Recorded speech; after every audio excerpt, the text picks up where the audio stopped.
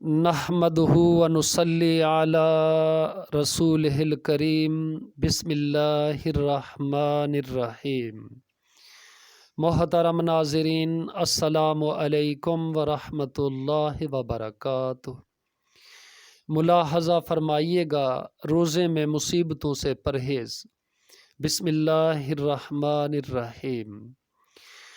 عن ابی ہریرہ قال قال رسول اللہ صلی اللہ علیہ وسلم من لم یدع قول الزور والعمل به فلیس للہ حاجۃ ان یدع طعامہ وشرابہ۔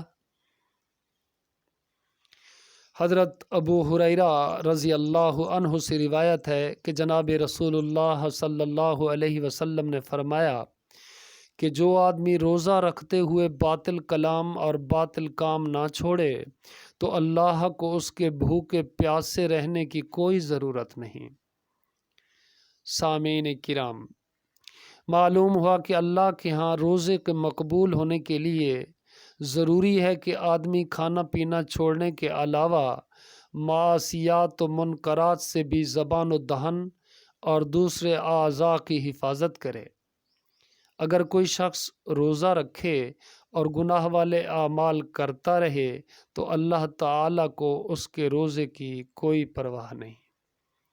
اللہ پاک عمل کرنے کی توفیق عطا فرمائے، آمین یا رب العالمین۔ السلام علیکم ورحمۃ اللہ وبرکاتہ۔